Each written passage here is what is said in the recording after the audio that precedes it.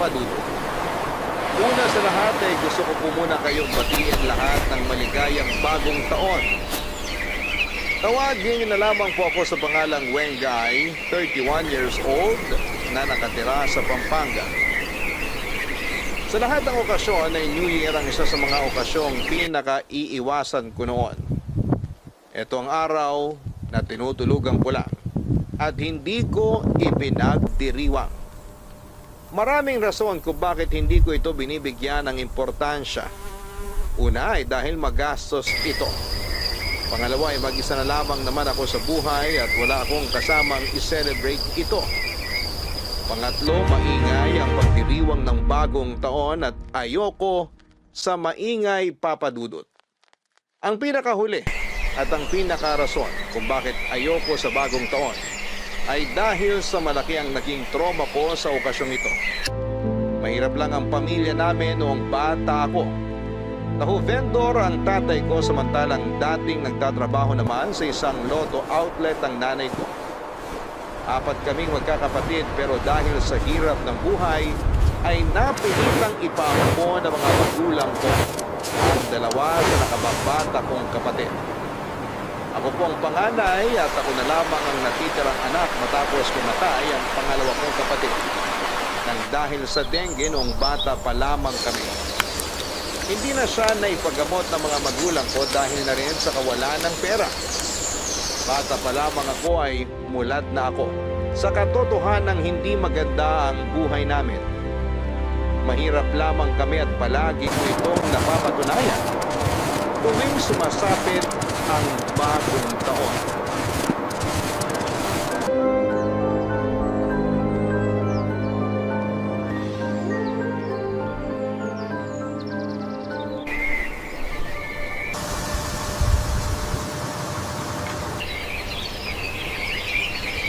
Nay! Nay! Nay, gising! Nay! Ano ba? Tutulog yung tao eh. Tingnan mo itong binili ko, oh! Ang dami! Ano ba yan? Bumili ko ako ng mga paputok para mamaya! Ano? Gusto mo bang paputulan ng daliri? Hindi mo nga sa akin yan. Bakit? Kinuha yung mga paputok ko! Sisindihan ko po yan mamayang bagong taon eh! Gusto mo ipakain ko sa'yo to? Ha? Saan ka naman kumuha ng perang pambili nito? Nangupit ka na naman sa pitaka ko, ano? Hindi po! Pero ko po yung pinabili ko sa mga yan! Paano ka naman magkakapera, Aber? Nangaroling po kami ng mga kalaro ko! At sino naman nagsabi sa'yo mangaroling ka? Ano ka lang iisipin ng mga tao na pinababayaan kita? Pero Nay! Wala na pero! Walang magpapaputok! Walang magse-celebrate ng bagong taon ngayon! Nagpaalam naman po ako ng mga ngaroling kami ng mga kaibigan ko eh! Sabi niyo bahala ako sa buhay ko! Ang talaga nagtatahinan ka pa! Ikaw marunong ko sumagot-sagot ngayon, ha? Halika nga rito! Isok buhay ko! Magpabagong taon na pero wala na kang ibang ginawa kundi painitin ang ulo ka! Manimik ka! Wala kang tatay dito! Umalis na! Ano po? Ano ba? Hahanapin mo tatay mo eh. Isa rin yung walang kwenta. Wala ang tatay mo rito. Nandun! Tumatambay sa kapitbahay kaya wala ka mapagsusumbungan ngayon. Nag-away na naman po ba kayo? Kaya po kayo galit na galit? Sino hindi magagalit? Eh mas pinili ng tatay mo makipag-inuman sa kapitbahay kaysa magbenta ng taho. Alam niya natanggal ako sa trabaho, imbis na kumayod, nakipag-inuman pa yung tatay mong bobo. Kaya wala tayong mayahanda para mamayang gabi. Akala ko po ba, magluluto kayo ng pansit, tapos bibili tayo ng lechon manok? Wala nga tayong pera, naiintindihan mo ba? Natanggal ako sa trabaho. Saan ako kukuha ng panghanda natin? Gamitin mo naman yung kukote mo, Wengay! Nag-promise po kayo sa akin eh. Eh, sa kailangan ano magagawa natin? Isihin mo yung tatay mo na mas inuna makipag-inuman porkit huling araw na raw ng taon. Eh ano pong kakainin natin mamaya? Eh, di wala! Kung gusto mo, kumain ka ng lupa. Matutulog na lang tayo na maaga. Kainin mo itong paputok mo. Gusto mo ng paputok, di ba? Kung hindi ka rin naman kasi tanga, kaysa ibili ng pagkain yung kinita mo sa pangangaroling mo, ibili mo pa ng paputok. Hindi ko naman po alam na wala tayong pera. Eh, hindi ka kasi nag-iisip. Yun ang almusal natin kanina, yun din ang tanghalian natin eh. Ibig sabihin, wala tayong pambili ng pagkain. Napakabobo mo talagang bata. Nakakawanak sa tatay mo! Hindi naman po ako bobo, Nay. Ano hindi? Bobo ka! Pareho kayo ng tatay mo na hindi gumagamit ang utak! Basta pareho kayo walang pinag-aralan! Hindi po ako pinag-aral eh. Aba talaga, kung nagiging bastos na yung bunganga mo, ha? Bakit? May papaaral ka ba sa sarili mo? Hindi ka magaling maghanap ka ng trabaho! Bata pa po ako. Paano po ako makakahanap ng trabaho? Eh, yun naman pala eh! Kung wala kang pampaaral sa sarili mo, huwag kang mag-aral! Ganun lang kasimple yun. Problema ko na nga yung mga bayarin sa bahay, idadagdag mo pa yung pang-paaral mo? Saan tayo huhugot ng pabili ng uniforme mo? Sa mga gamit sa eskwela? Tapos araw-araw pa na pamasahe? Pero ang arte mo magsalita! Umalis ka na nga sa harapan ko! Mas lalo nasisira araw ko eh! hahanapin ko na lang po si tatay. Baka po may pera siya. Huwag mo nang asahan yung batugan na yon! Lalabas lang po ako, Nay. Pupuntahan ko po si tatay sa kapitbahay. Bahala ka sa buhay mo! Magsama kayong dalawa!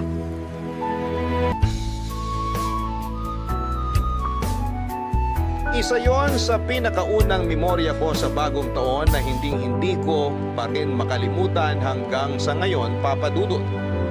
Habang nag-iingay at nagsasaya noon ang lahat ng tao sa pagsalubong nila para sa bagong taon. Kami nila nanay at tatay ay nakahiga na lamang at tahimik na nakikinig sa mga malalakas na paputok sa labas. Itinago ng mga tunog na yon ang mga paghigpi ko dahil nagtatampo ako noon sa mga magulang ko. Walang selebrasyon na nangyari, walang pagkain na naluto para sa medianoche dahil wala rin naman kaming pera para doon.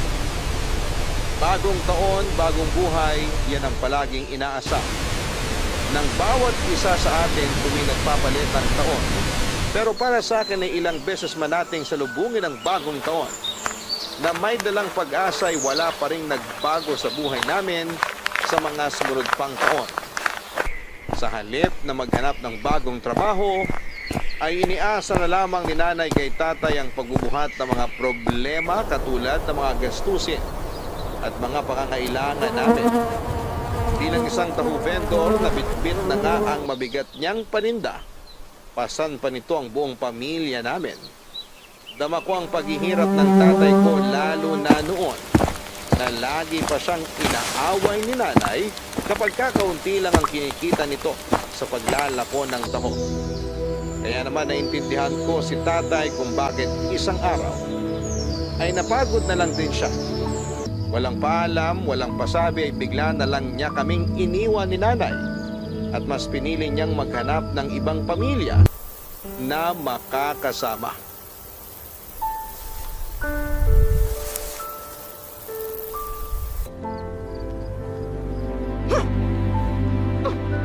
Paisting buhay talaga to.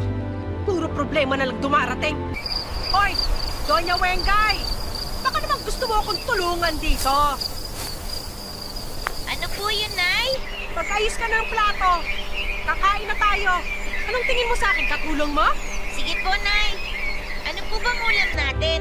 May gana ka pa talagang magtanong kung anong ulam. Sinapawang sardinas. Yan lang ang nandalihensya ko ngayon. Wow! Paborito ko po yan! Paborito ko po yan. Dami mong alam. Pagkain ka na lang dyan. Marami pang sinasabi. Opo. Ay! Yan! Yang hawak mo plato. Ibalik mo yan. Bakit po? Plato po to ni tatay eh. Hindi na natin kailangan yan. Wala nang gagamit yan. Bakit po, Nay? Bakit wala nang gagamit nito? Eh, nasan po ba si tatay? Wala nang tatay mo. Umalis na. Iniwan na niya tayo. Ano po? Saan naman po siya nagpunta? Kapitbahay na naman. Anong kapitbahay yung pinagsasasabi mo dyan? Sumama na yun sa babae niya. Napagod na raw siya sa araw-araw na pagbubunga nga ako kaya umalis na siya rito. May babae po si tatay? Ngayon mo lang nalaman? Matagal nang may babae yung hinayupak na yun. Bakit po? Ano bakit? Eh sa malanding lalaki yung tatay mo eh. Akala mo kung sinong gwapo. Pangit na nga't walang pera, makapalta mo kang mambabae. Hindi po totoo yan, Nay. Hindi tayo kayang iwan ni tatay.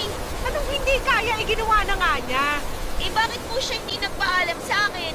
Bakit? May magagawa ka ba kahit magpaalam siya sa'yo? Tulog ka kanina, kaya hindi ka na niya ginising. Palibhasa kasi lagi kang tinatanghali ng gising. Yan ang napala mo. Bakit po kasi lagi niyo siyang inaaway eh? Lahat na lang ng ginagawa niya, nagagalit kayo. At ako pa talaga sinisisi mo? Kasalanan niya kung bakit ko siya palagi pinapagalitan. Kung maayos sana siyang padre de pamilya, wala siyang maririnig sa akin. Napapagod din naman po kasi si tatay. Ang hirap po ng trabaho niya. Araw-araw siya nagbibitbit ng taho sa initan. Nakakapagod po kaya yun. Sa tingin mo siya naman pagod? Ako rin, Wengay. Pagod din ako. Pagod na ako sa kakaisip kung paano ko papakainin yung matakaw at bastos kong bunganga. Araw-araw pinoproblema ko kung paano ko babayaran yung mga utang ko para lang may maipakain sa pamilya natin. Pagod ang tatay mo, Kamo? Eh wala naman yun na itutulong dito sa bahay eh. Yung kakarapot na kita niya, hinahati niya para sa bahay na to at para sa pang-inom niya. Pareho kaming pagod, pero siya, may oras na magsaya, samantalang ako, walang ibang pagpipilian kundi makinig dyan sa napakaarte mong pananalita. Kaya huwag mo ako sinasabihan na pagod ang tatay mo dahil mas pagod ako sa kanya. Eh, paano na po yan, Nay? Tayong dalawa na lang pong magkasama dito? Kung gusto mo, umalis ka na rin. Layasan mo na rin ako para wala na akong problema. Hindi ko po gagawin yan, Nay. Hindi ko po kayo iiwan. Ito lang po ako sa tabi niyo. Ang siksik mo! Matapos mo ako sisihin sa pag-alis ng tatay mo, sa akin ka ngayong kakampi? Palimbing ka! Wala akong pakialam kahit sino pang kampihan mo sa aming dalawa. Kung gusto mo, hanapin mo tatay mo. Magsama kayong dalawa. Pareho ko po kayong mahal ni tatay. Kaya pareho ko rin po kayong gustong makasama. Ayoko pong mamili sa inyong dalawa, Nay. Kahit naka-plastic mo talaga. Kumain ka na nga lang dyan. Akala mo naman may magagawa ka. Wala ka naman ibang makakasama rito. Kundi ang lang. Naritoong yun, mas naging malungkot na naman ang bagong taon ko, Papa Dudut. Sa pagkawala ni tatay sa buhay namin ay ramdam na ramdam ko ang paglagapak ng pamilya namin. Naging pabaya sa akin ang nanay ko habang naging abala naman siya sa mga kaibigan at paghahanap ng bagong pag-ibig. May mga araw noon na ako na mismo ang naghahanap ng makakain para lang hindi ko malamang sikmura ko. Naranasan kong mangalkal ng basura at manghingi ng pera sa mga tao para lang may panglaman ng tiyan. Nang taong yon ay natuto akong buhayin ang sarili ko ng mag-isa dahil kung aasa ako sa nanay ko ay wala akong mapapala. Nahihiyaman ay tinaruan ko ang sarili ko na kapala ng mukha ko para manghingi ng barya sa mga tao na sa tingin ko ay mas may kaya kesa sa akin. Nung nakita ni nanay ang ginagawa ko ay naisip niyang pagkakitaan ako. Araw-araw niya akong sinasamahan noon sa matataong lugar para bantayan ang perang nahihingi ko sa mga taong naaawa sa akin. Pagkatapos ng araw ay pinaghahatian namin ito. Ang pera ay napupunta sa akin, ang ginagamit ko sa pambili ng pagkain naming dalawa, samantalang ang hati naman niya ay ginagamit niya sa pansariling interes niya. Karaniwan ay minawagdas niya ito sa bisyo at noon ko na lang din nalaman na gumagastos din pala siya para sa mga lalaki niya, Papa Dudut. Sa ganong buhay na po ako nasanay hanggang sa nagdalaga na ako. Papa Dudut, mula sa pagiging pulubi noong bata ko ay namasukan ako bilang kasambahay noong nagdalaga ko. Sa mga panahon yun ay sarili ko na lang din ang tanging maaasahan ko dahil malimit lang noon. Magpakita sa akin si nanay kung kani-kaninong lalaki siya sumasama. Saka na lang siya umuuwi ng bahay tuwing iniiwan siya ng mga lalaking kinakasama niya.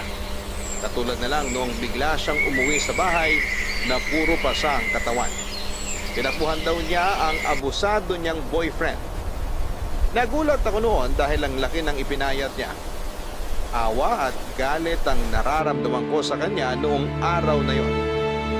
Naawa ako sa sitwasyon niya samantalang nagalit ako dahil kung kani-kaninong lalaki kasi siya, sumasama na siyang ikinapahamak niya. Kahit na ilang beses ko siyang pinagsabihan, hindi pa rin siya nagpatigil. Kapag nakakakilala ulit siya ng bagong lalaki, ura-urada niya akong iniiwan. Mabuti na lang kahit papaano, di tulad ni nanay, ay may nayahain pa rin akong pagkain sa kanya. At nabibigyan ko siya ng pera kapag nanghihingi siya ng pera.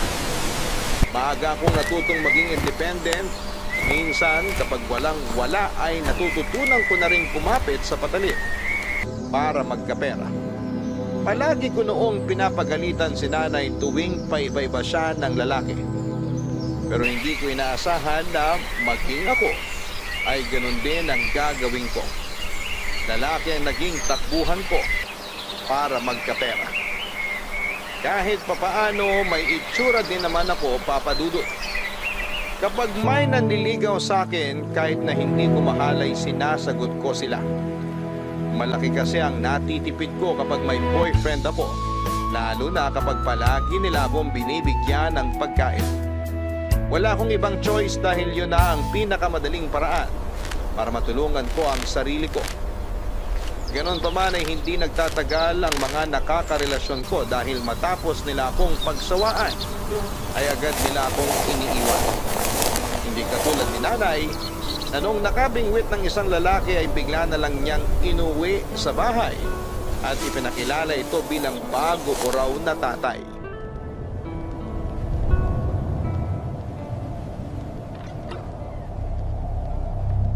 Wengay!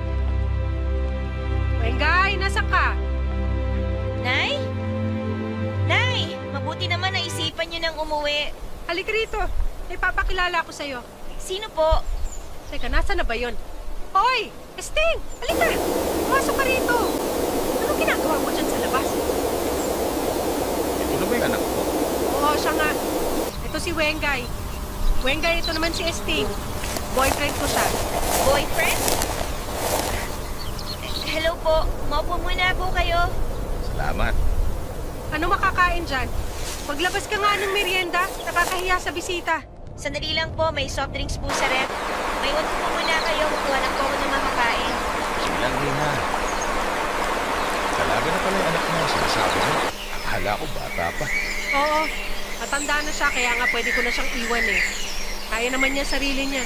Nasaan yung mga kapatid mo? Nag-iisang anak lang na siya. 4 sila. Pero yung 2 ay pinaampun namin. Yung isa naman namatay sa sakit. Kaya siya na lang natira. Hindi mo na ba hinanap yung ibang anak mo? Bakit ko pa hahanapin yung mga yun? Kaya ako nga sila ipinamigay para mabawasan problema ko sa buhay eh. Tapos hahanapin ko ulit. Para saan? Para magka-problema ulit? Wag na. Anak mo pa rin naman yung mga yun. Hindi mo pa sila namimiss? Hindi. Masaya na sila sa buhay nila. Kaya hindi ko na sila pwedeng guluhin. Okay na ako sa ganitong buhay. Heto po, magpalamig po muna kayo. Sakto may natira sa 1 litrong soft drink na binili ko po kagabi. Ano ba yan? Pinataya lang ihahain mo sa amin? Konti lang naman po yung nabawas dyan. Sus, Ilang taon ka na pala, Wengay? 20 na po. Nagtatrabaho ka na o nag-aaral pa?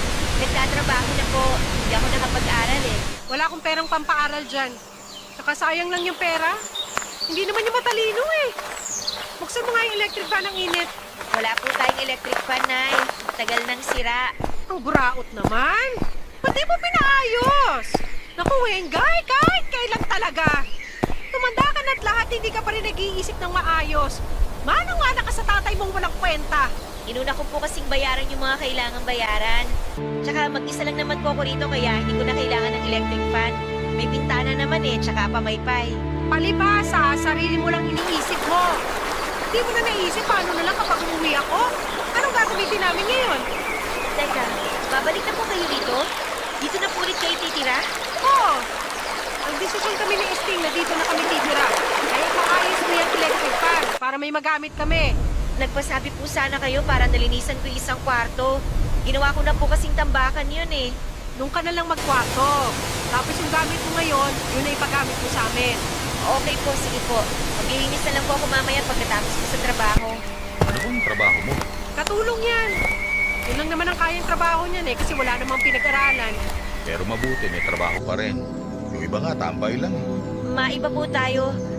Paano po kayo nagkakilalang dalawa? Nakita ko to si Esting sa construction. Sinitsikan ako. Ang ganda naman kasi ng nanay mo eh. Kaya hindi ako nakapagpigil. Makailang beses ang dumadaan-daan sa construction site namin. Kaya akala ko nagpapapansin. Ang kapal na mukha mo? Bakit naman ako magpapapansin sa'yo? Hindi ba yun ang ginagawa mo kaya lagi kang balik ng balik doon sa construction site? Hindi ah! Excuse me! Kung ganon, sino naman po sa inyo una nagparamdam? Siya! Siya yung lalaki. Ngayon, siya na ang bago mong tatay. Kalimutan mo na yung ama mo na walang kwenta. Hindi naman niya kailangan gawin yun. Hindi mo kailangan ituring na ama. Pero kung gusto mo, pwede rin naman. Sige po, susubukan ko po. Magmerienda na po kayo. Mabibihis lang po ako. Papasok pa po kasi ako sa trabaho eh.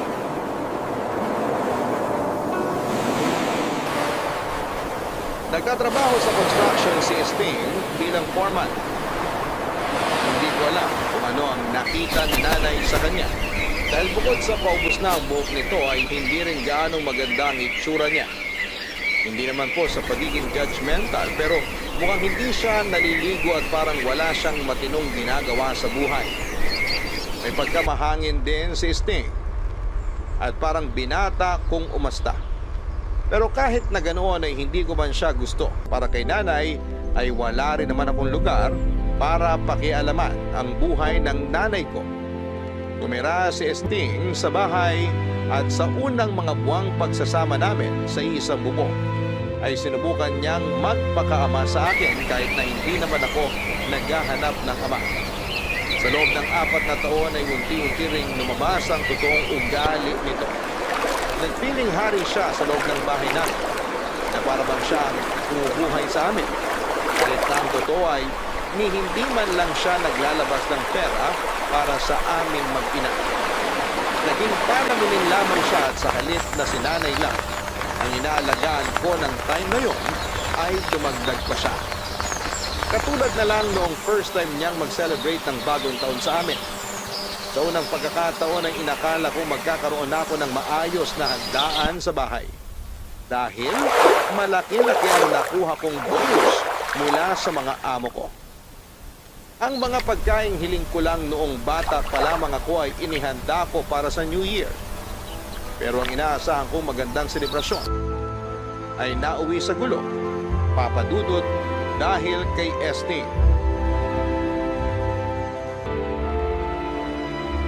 Sa susunod, tawagan mo ako. Hindi yung bigla-bigla ka na susugo sa bahay ng kaibigan ko para magkalat. Nakakahiya ka. Sa tingin mo hindi ko ginawa yon? Kanina pa ako tawag ng tawag sa'yo? Sabi ko naman sa'yo, pauwi na ako. Ano bang hindi mo maintindihan doon? Bakit kailangan mo pa ako sunduin? Ginawa mo pa akong bata sa harap ng mga kumpare ko. Yan ang napapala ng hindi nakikinig. Sinabi ko umuwi ka ng 10:00, hindi mo ginawa? Ano, doon ka na magbabagong taon? Paulit-ulit ka naman eh. Parang kang sirapla ka. Sabi ko nga pauwi na ako. Pauwi na ako kanina. Naiintindihan mo ba? Ulitin ko ba? Pauwi na ako kanina. Hindi ka lang makapaghintay. Ako pa uutuin mo. Sting, alam ko ng ugali mo. Sinong niloko mo? Pauwi mo mukha mo. Todo laklak ka pa nga nung nakarating ako doon eh. Saan doon yung pauwi? Ha? Wag ako, Sting, ha?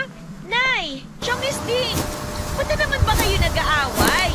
Bisperas ng bagong taon, no? Ang init ng ulo nyo! Pagsabihan mo tong nanay mong KJ, hindi marunong lumugar. Ako pa talaga yung di marunong lumugar. Ikaw nga yung nagsusumiksik dito. Dapat ikaw yung lumugar. Anong sabi mo? Tama na po yan! Totoo naman, di ba? Ayoko nga sana tawagin ka rin sa kalagitnaan ng inuman nyo. Pero sa kapal na mukha mo, kailangan pa talaga na sunduin ka. Nay, tama na yan! Lasing si Chong Sting! Huwag niyo na siyang patulan! Lasing ako pero alam ko ang naririnig ko. Huwag kang makialam dito, Wegay. Away namin to ng nanay mo. Hindi po ba pwedeng ipagpabukas niyo na lang yung away niyo? Magbabagong taon tayong ganito? Na maiinit sa mga ulo niyo? Alam mo, Wengay, isa ka pa eh. Kung ayaw mo makarinig na nag-aaway, lumabas ka. Nangingialam ka sa away ng may away. Akala mo naman may magagawa ka. Ang gusto ko lang naman po magkaroon ng maayos na bagong taon. Manahimik ka! Tumadagdag ka pa sa init ng ulo ko eh! Pagbigyan mo na yung nanay mo. Hindi ka pa ba sanay sa ugali niyan? Ano sinabi mo? Huwag mong iniiba yung usapan, ha? Sa susunod kapag sinabi ko umuwi ka na, umuwi ka na. Naiintindihan mo yan? Ano ako, bata? Uuwi ako kung kailan ko gustong uwi. Ganon? O sige, bumalik ka. Balikan mo yung mga kainuman mo. Labas! Pababalikin mo ako ngayon kung kailan pinahiya mo na ako sa mga kainuman ko? Mas gusto mo makapag-inuman doon kaysa makasama kami, di ba? O sige, bumalik ka ron! Huwag ka! Kung na lang ako. Hindi! Nagagalit ka, di ba? Ayaw mo umuwi? Sige! Pagbibigyan kita ngayon, umalis ka na! Nay! Alis sabi! Umalis ka na! Huwag mo nga ako nga! Umalis ka sa harapan ko! Bumalik ka na ron! Nay, tama na yan! Sabi huwag mo ako tinutulak! Nay! Nay, okay lang po ba kayo? Walang niya! Huwag mo inuubos ang pasensya ko, Binang! Pasensyoso akong tao! Pero kapag naubos ang pasensya ko, kawawa ka sa akin! Tama na po! Tama na sabi! Tandaan niyo to, ha? Hindi porket nakatira ako rito sa pamamahay niyo, mauutos-utusan niyo na ako! Inugar niyo ang pag-uugali niyong dalawa! Ano ba yung pinagmamayabang niyo? Itong bahay niyo? Gusto niyo surugin ko to? Itong mga pagkain na to, pinagmamalaki niyo to, ha? Christian naman! Bakit niyo naman tinapon yung mga pagkain? Ilang oras ko po pinagandaan ng mga yan! Walang magbabagong taon sa bahay na to! Sabay-sabay tayo magdusa, maumpusit kayo! Hayop ka talaga! Napakatimahan mo! Dahil sa nangyari ay sinalubong namin ang bagong taon na hindi nagpapansinan. Masama ang loob ko kina Nanay at Esting dahil akala ko noon ay makakaranas na rin ako ng maayos na pagsalubong ng bagong taon. 24 years old na ako noon pero never pa ako nagkaroon ng maayos na medianoche. Kaya hindi ko itinago sa kanilang dalawa ang galit ko. Noong napansin nilang hindi ko sila kinakausap ay humingi rin naman sila ng tawad sa akin. At sinubukan nilang bumawi. Binilhan nila ako ng pansit kapalit ng sinayang nilang pagkain noong besperas. Pero hindi pansit ang kailangan ko ng mga oras na yon. Hindi pansit ang makapagpapaalis ng nararamdaman kong inis dahil hindi naman yon ang gusto ko. Ang gusto ko ng panahon na yon ay magkaroon na ng pagbabago sa buhay ko. At mukhang malabo nang mangyari yon. Hanggat hindi nagbabago ang ugali ng magulang ko, ay hindi mangyayari ang pagbabagong inaasam ko. Hindi ko man gusto pero kailangan kong tanggapin ang katotohanan na isang taon na naman ang dadanasin ko habang tinitiis ko ang pag-uugali ng aking ina at tatay-tatayan. Sa puntong yon ng buhay ko ay sanay na ako sa malas na buhay. For 24 years, kinaya ko ang mga problema sa buhay ko. Kaya paniguradong kakayanin ko ang isa na namang taong paghihirap. Pero, ang hindi ko inaasahan, mas lalala pa pala ang buhay na mararanasan ko noong taong yon mula sa mga kamay ng tatay-tatayang kong si Esting. Bago natapos ang taon ay isang bagay ang nangyari na lalong sumira sa alaala ko sa bagong taon. Nasira man ang New Year ko noong huling taon, ipinangako ko sa sarili ko noong panahong yon na gagawin ko ang lahat para maging successful ang pagsalubong ko sa susunod na bagong taon. Inanda ko ulit ang mga pagkain na matagal ko nang gustong ihanda para sa medianoche. Sa katunayan, tinulungan pa na ako noon ng nanay ko sa pagluluto ng mga pagkain. Sobrang saya ko ng araw na yon, Papa Dudut, dahil sa unang pagkakataon ay ramdam ko ang saya at excitement sa pagdating ng bagong taon. Lahat ay nasa good mood, lahat ay masaya, lahat ay excited na. Nagbigay pa nga ako noon ng pang-inom nila Esting at nang-imbita siya ng kaibigan sa bahay para maagang mag-celebrate. Nang time na yon ay damang-dama ko na ang bagong pag-asa na dala ng bagong taon. Sabay-sabay naming hinintay ang pagtatapos ng taon at sabay-sabay naming sinalubong ang bagong taon na masaya at puno ng pag-asa. Nakahinga ako dahil sa wakas ay naranasan ko rin ang matagal ko nang hinahangad na masaya at matagumpay na New Year. Pagkatapos panoorin ng pailaw sa kalangitan, ay agad akong nagpahinga sa kwarto ko dahil napagod ako sa buong araw na paghahanda. Iniwan ko si Nanay at Esting na nagpatuloy sa pakikipag-inuman sa labas ng bahay. Habang mahimbing na natutulog ay nagulat ako nung bigla na lamang bumukas ang ilaw sa kwarto.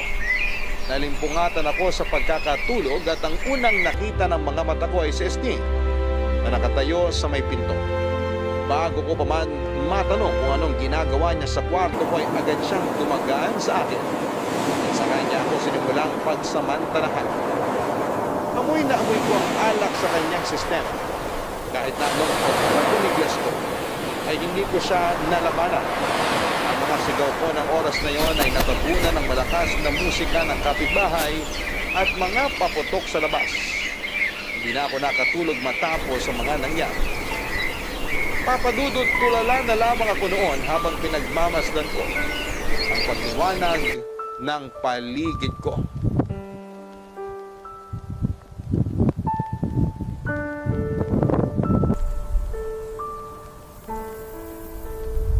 Wengay! Tulog ka pa ba? Pagbuksan mo nga ako ng pinto!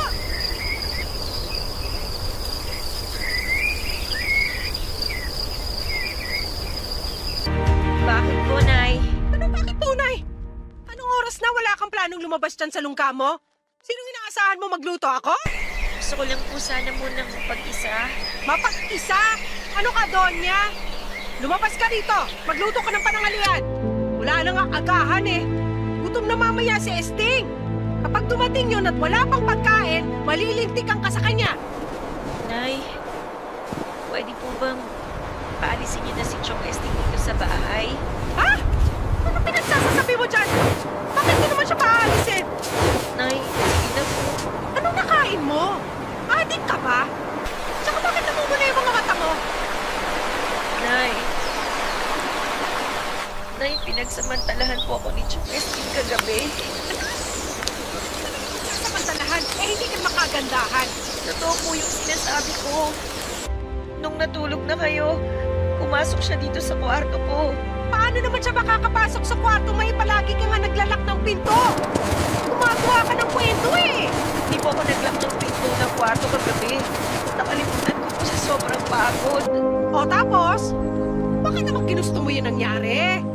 Imposible naman nakalimutan mo lang mag-lock ng pinto. Naku, Wengay ha? Aagawan mo pa ako? Sa akin lang si Esting. Naintindihan mo? Wala akong pakialam sa hayop na boyfriend niyo! Manyaki siya! Rapist siya! Maghinay-hinay ka sa mga pinagsasasabi mo. Kapag narinig ka ng mga kapitbahay natin, ano na lang iisipin nila? Dapat lang malaman ng lahat na rapist ang Esting na yan! Wengay! May prueba ka? Ha?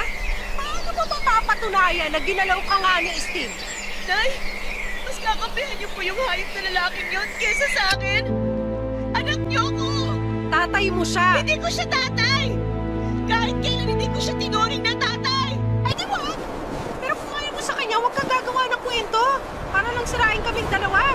Hindi ko siya sinisira dahil totoo yung sinasabi ko! Pinagsamantalahan niya ako, Nay! Kung may katotohanan man yung mga pinagsasasabi mo, kalimutan mo na lang yung nangyari. Bagong taon na. Hindi na magandang magtanim ng sama ng loob, lalo na sa pamilya mo. Paano niyo nasasabi yan, Nay? Ha? Nirape ako ng kinakasama niyo! Paano niyo nasasabing kalimutan ko lang yung nangyari? O ano gusto mo mangyari? Ipakulong siya. Oo! Gusto ko siya mabulok sa kulungan!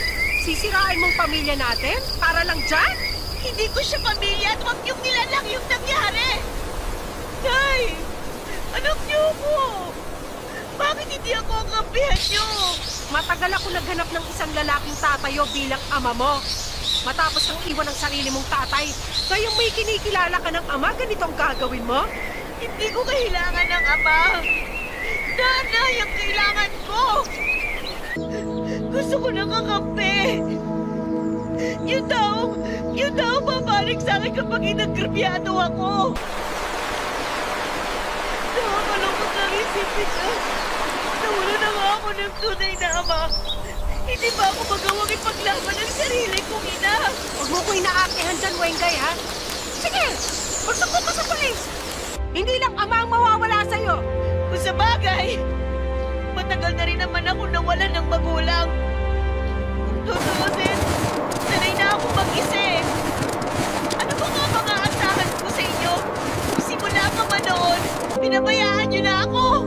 Anong sabi mo? Ha? Wala kang utang na loob? Ako nagluwal at nag-alaga sa'yo! At yung niluwal at inalagaan niyo, hinalay ng kinakasama niyo! Tumigil ka na! Nangyari na ang nangyari. Wala ka mapapala kahit magngangangawa ka pa dyan. Ang gawin mo, lumabas ka ng kwarto mo at magluto ka ng pananghalian.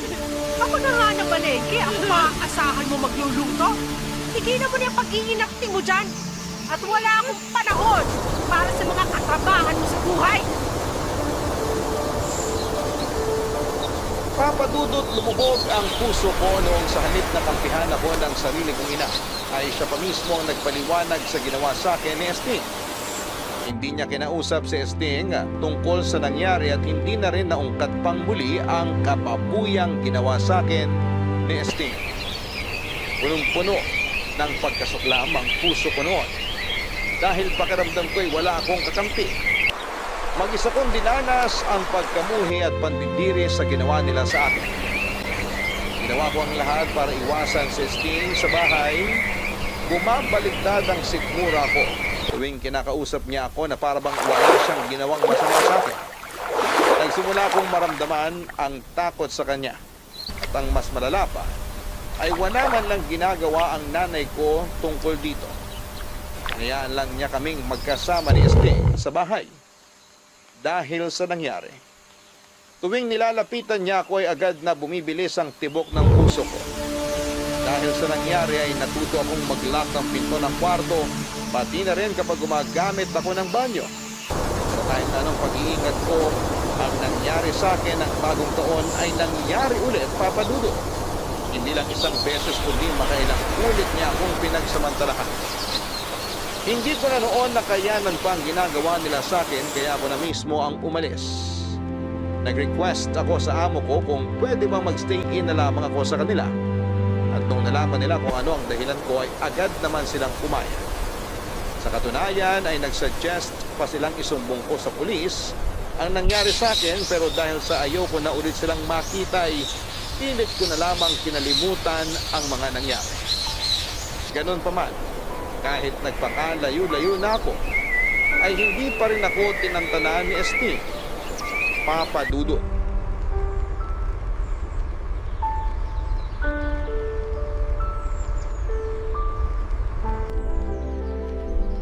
Ano ginagawa niyo dito?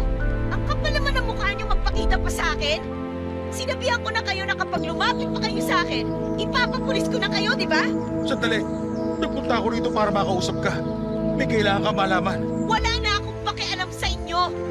Lumayas na kayo dito kung hindi, magsusumbong ako sa mga amo ko. Alam nila kung ano mga kahayupang ginawa mo sa akin. At willing silang tulungan ako na ipakulong kayo.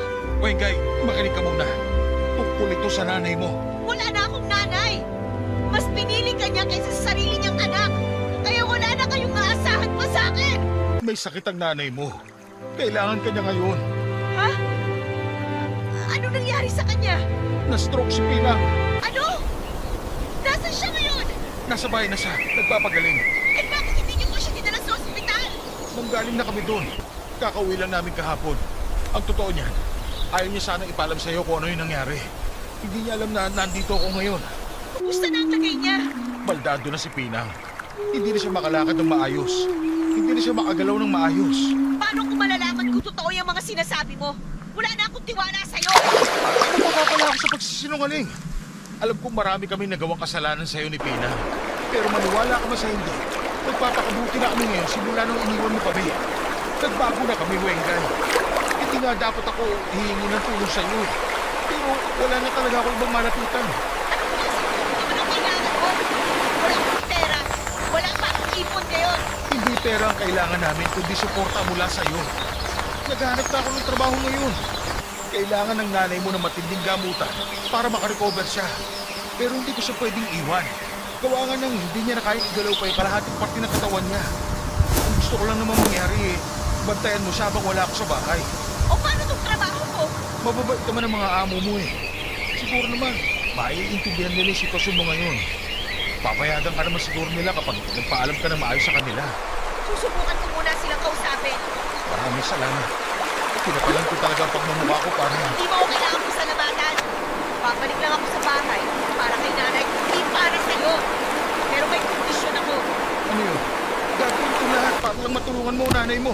Huwag mo kong kakausapin, huwag mo kong lalapitan, Layuan mo ako kapag nasa bahay ako. Babantayan ko lang si nanay doon. Pero wala nang rason para magkaroon pa tayo ng ugnayan. Naiintindihan ko. Huwag ka mag-alala. Kung yan ang hiling mo, gagawin ko yan ang buong puso. Sana mapatawad mo na ako sa nagawa ko.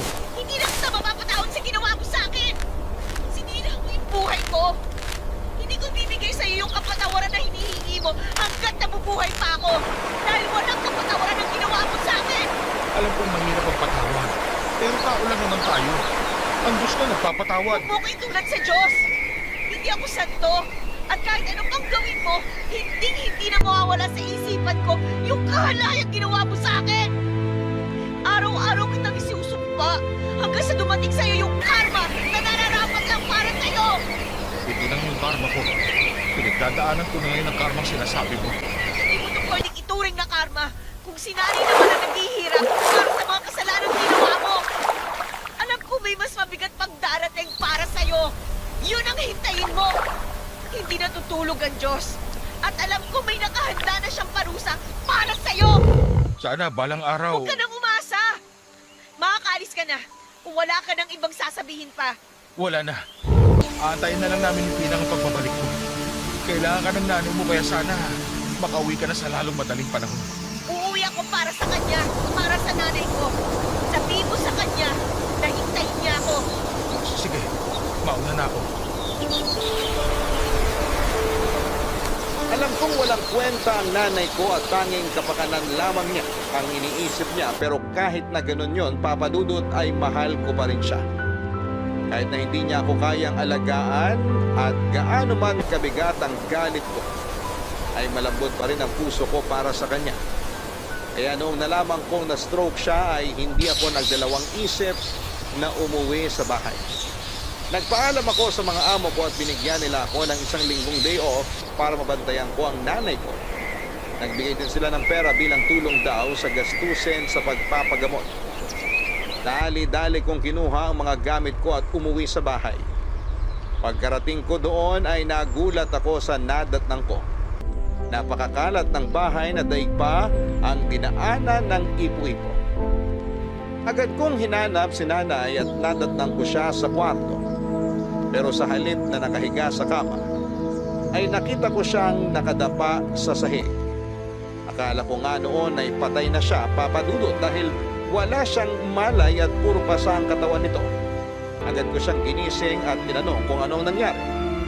Hirap siyang makapagsalita at nangihina ito, pero nanlamig ako sa mga katagang binanggit niya sa akin.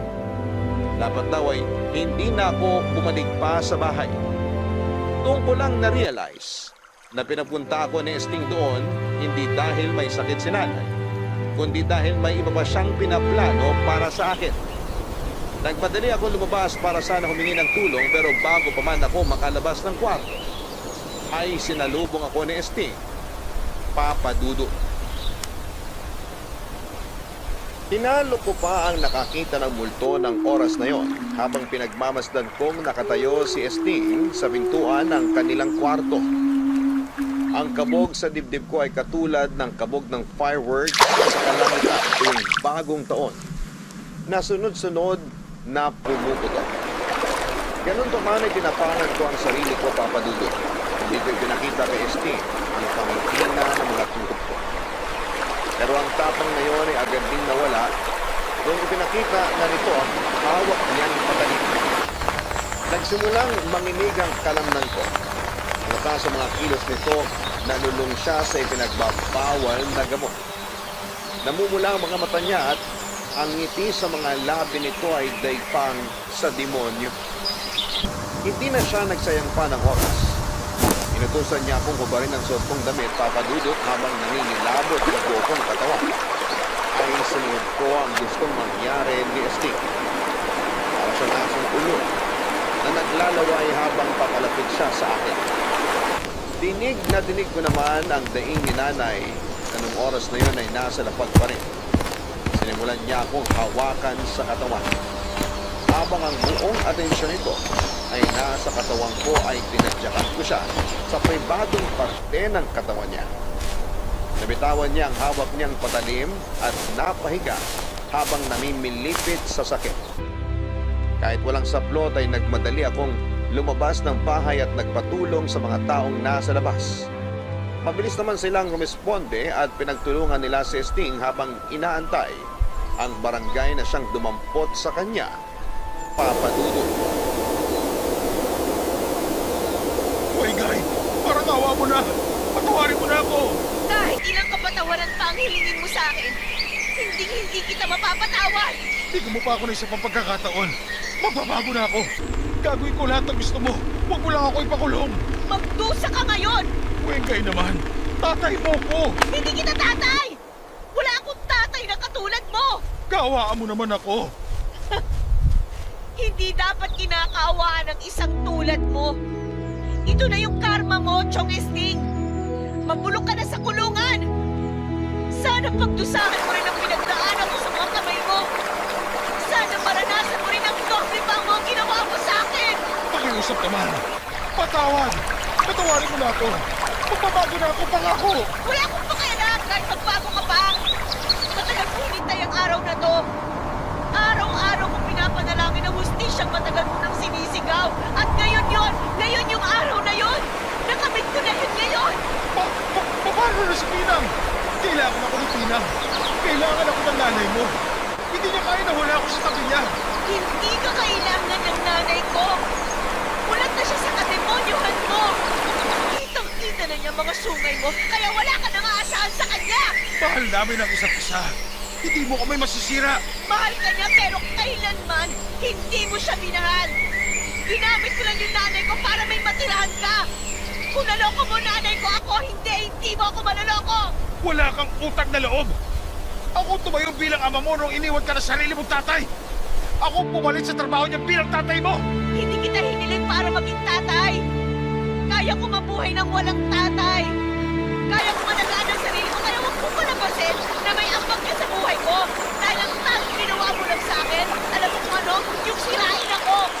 Wala akong utang na loob sa'yo. Matapos sa mga ginawa ko sa inyo mag-ina, ganun ka igagat mo sa akin. Sa mga bagay na ginawa mo sa aming dalawa, dapat lang nagantihan ka namin. Alam mo kung tutuusin, kulang pa nga to eh. Hindi sapat ang kulungan para sa mga hayop na katulad mo. Dapat nga hindi ka namin inihahalin tulad sa hayop eh. Kasi yung hayop, mas matino pa kesa sa'yo. Isa kang basura. Isang basura na hindi dapat binibigyan ng halaga. Kung makapagsalita ka, akala mo dami mo may pagmamalaki ah. Ano ba yung pinagmamayabang mo sa buhay? Katulong ka lang naman eh, di ba? Oo! Katulong nga ako. Pero matino akong tao. Hindi katulad mo na daig pa yung demonyong nasusunog na sa impyerno! Di bali na masunog sa impyerno. Ang mahalaga, ako pinakamasayang demonyo sa buong impyerno dahil natikman ko na yung gusto kong matikman. Nasarapan ka naman, hindi ba?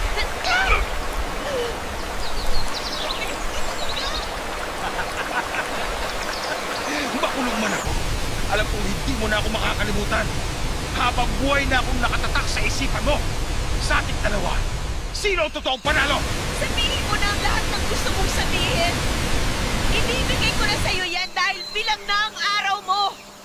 Ilang oras na lang, mawawala na sa'yo ang kalayaan mo. Kaya sulitin mo na itong mga nalalaping minuto mo. Ako pa rin ang panalo, Chong Esting. Dahil ako yung malaya. Oh, paano ba yan? Nandito na yung sundo mo. Sige na, Wengay. Hindi na ako magpapakita sa inyo mag-ina. Huwag mo lang ako ipakulong. Magpapakalayo-layo na ako para hindi nyo na ako makita pa. Yan ang gusto ko. Gusto kong makita sa mga mata mo yung takot. Ano bang gusto mo? Gusto mo bang lumuhod ako? Ito, luluhod ako para sa'yo. Parang awa mo na.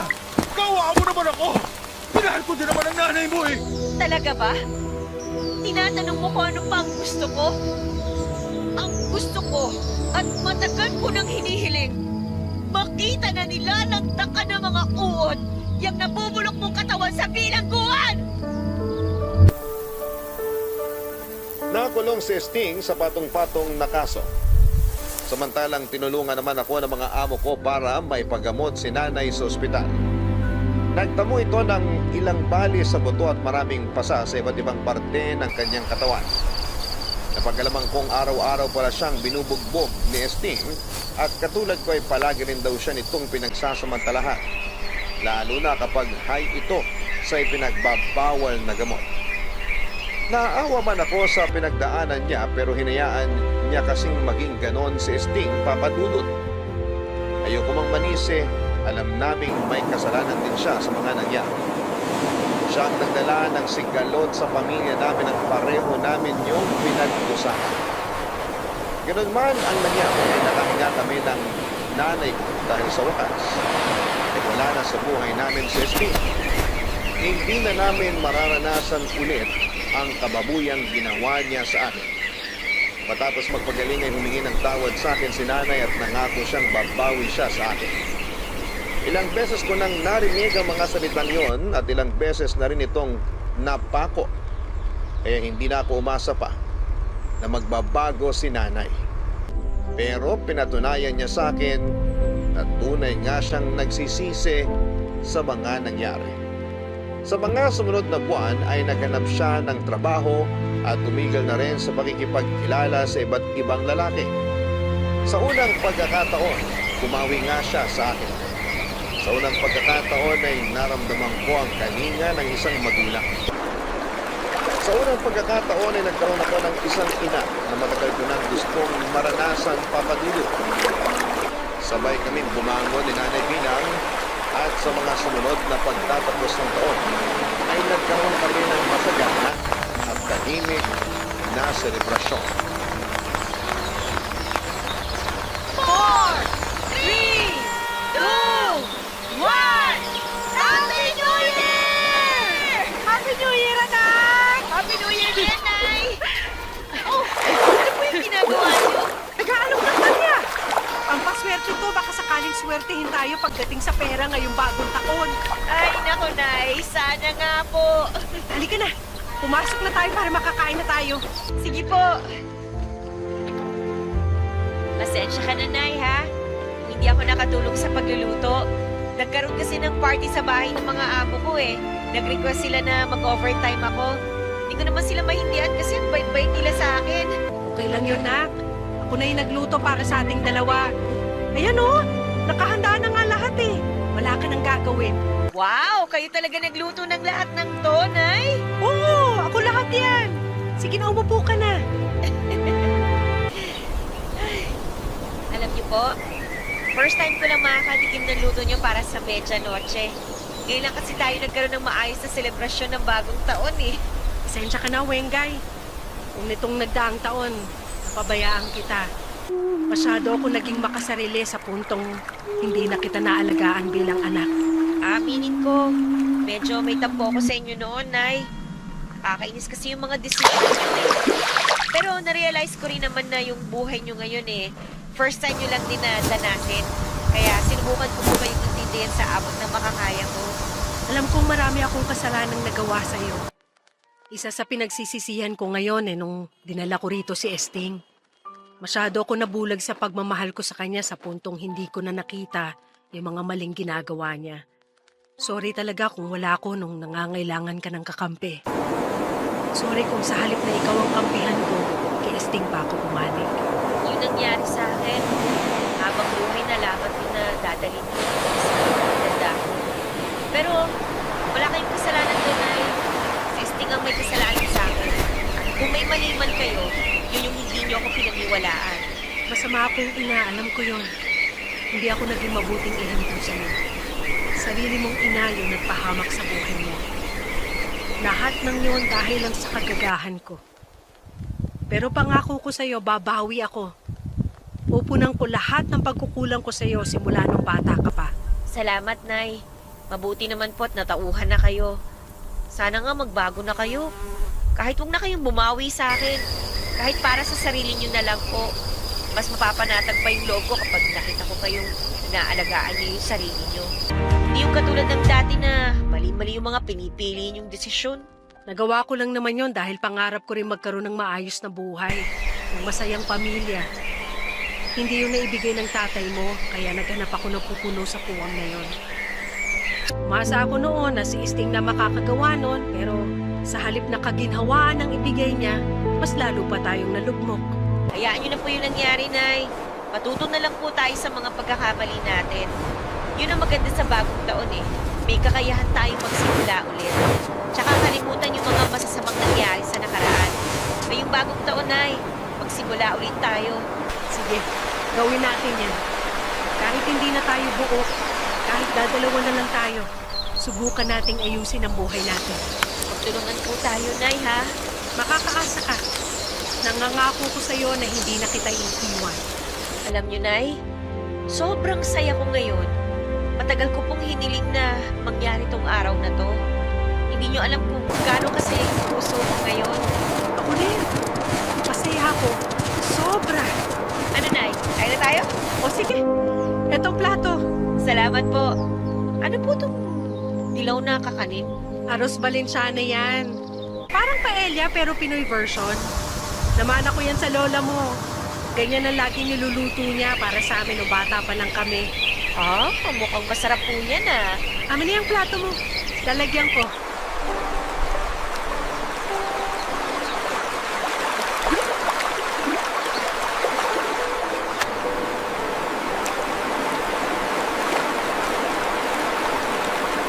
Papadudot, noong taon na yun, doon ko lang naramdaman ang sinasabi nilang pag-asa na dulot ng bagong taon.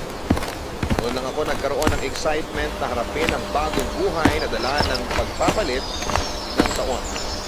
Sa mga unang buwan ng bagong buhay na merong kami ni Nanay, ay nakaramdam ako ng saya at pagkakontento. Pero sa kasamaang palad ay muling nanumbalik ang dating ugali ni Nanay. Nagsimula ulit siyang mapunta sa maling direksyon at sumama sa mga lalaking nakakakilala niya. Nadismaya ako dahil nagtiwala akong tuluyan ng magbabago si Nanay, pero totoo nga siguro ang kasabihan. Mahirap nang palitan ang ugaling matagal nang nakasanay. Katulad ng dati kong ginagawa ay wala akong ibang choice kundi ang tanggapin na lamang ang buhay na pinili ng aking ina. Kaya ako na lamang nakapalaran na magdikta ng buhay niya. Basta ang panalangin ko lang ay hindi na maulit pa ang ginawa sa kanya ni Esting. Muli akong iniwan ni Nanay at simula noon ay hindi na ulit kaming nagkita pang dalawa. 5 taon na ang lumipas simula noong araw na yon, Papadudot. Ayos na ang buhay ko ngayon. Mag-isa man ay may maayos naman akong trabaho kaya masasabi kong nasa tahimik na buhay na ang kalagayan ko. Sa loob ng 5 taon na yon ay never akong nag-celebrate ng New Year. Sa kalagitnaan ng pagsasaya ng lahat ay tulog lamang ako. Para sa akin ay normal lang ang okasyon na yon, pero sa pagkakataong ito ay naisip kong mag-celebrate para sa taong 2025. Naisip ko na baguhin ang takbo ng buhay ko ngayon at palitan ng magagandang memorya ang masasalimuot kong nakaraan. Ito po ang aking kwento, malungkot, magulo, pero patuloy pa rin lumalaban para sa pangarap at buhay. Happy New Year po sa inyo, Papadudot, at sa lahat ng nakikinig ngayong araw. Ang inyong forever kapuso at kabarangay, Wengay. Ang pagbabago ng taon ay higit pa sa simpleng pagbabago ng kalendaryo. Itong hudyat ng bagong kabanata sa ating buhay. Bagong pahina na naghihintay mabigyan ng mga bagong kwento. Ito ang pagkakataon natin na bitawan ang nakaraan at yakapin ang bagong simula. At pag-asa na nag-Dear Papa D. Ako nga pala si Missy, 20 years old, isang Gen Z. Laging in sa kung ano man ang trending sa social media. Ang mga trending ngayon na sayaw, kanta at prank ay mukhang nasubukan ko na lahat. Lagi ako nakatambay sa TikTok para hindi ako nahuhuli sa uso. Kabilang ako sa mga bangers na mga pinopost sa inyong TikTok channel sa Barangay LS. Kaya naisipan ko rin mag-share ng story ko sa inyo. Baka sakaling sumikat din po ako tulad ng mga nakikita kong trending na story sa Facebook. Lalo na yung mga tungkol sa journey nila sa kanilang forever. Kasi doon po iikot ang story ko. Tungkol sa love story ko. Wala pa akong nagiging boyfriend at madalas ay puro talking stage lamang tuwing bakasyon. Tapos kapag pasukan na ay bigla na lamang mag-ghost. Nagkaka-crush din ako sa mga kaklase ko pero hindi umaabot sa point na nililigawan ako. Hindi naman ako pangit Sabi nga nila ay kamukha ko raw si Thea Tolentino, lalo na kapag sumasayaw at ngumingiti ako. Kaya masasabi kong hindi naman ako pangit. Only child ako at kasama ko sa bahay si Mama. Si Papa naman ay isang OFW sa Qatar at pareho silang 40 years old. 18 years old lamang sila nung pinanganak ako at masyado pa silang bata para harapin ang buhay mag-asawa. Pero nagawa nila ng paraan dahil pareho nilang mahal ang isa't isa. Hindi po ba kapag may pagmamahal ay madali na lamang malagpasan ang bawat problema? Kaya ayon, strong pa rin ang relationship nilang dalawa, Papa Dudut. At napalaki nila akong maayos at puno ng pagmamahal. Lalo na si Mama na lagi kong kasama sa bahay. Super close kaming dalawa na para kaming magkaibigan lang. Madalas nga po nakakasama ko siya sa mga trending na kanta, sayaw, at maging sa prank.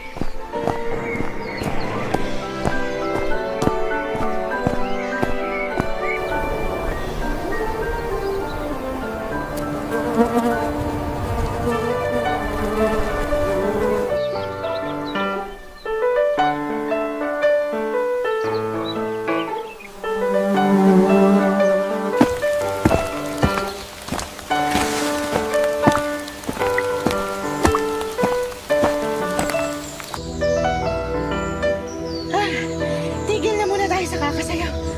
Ay, para akong hihigain sa kakalundag. Pahinga ka ng 10 minutes, ma. Tapos practice tayo uli, ah. Kasi naman, baka bukas hindi na to trending. Ang bilis pa naman ng transition ng mga trending sa SOCMED. Marami pa namang ibang mga magte-trend sa susunod. Sukuha na muna natin to, ha? Pero Ay. kasi ang cute ko pag sinasayaw to. Tapunan mo na lang ng filter ang video mo. Kahit magaslaw ka pa, magmumukha ka pa rin maganda. Sige na kasi, ma. Para makagawa na rin ako ng module ko. Eh kung unahin mo kaya yung mga module mo, no? Hindi puro pagsasayaw ang inaatupag mo.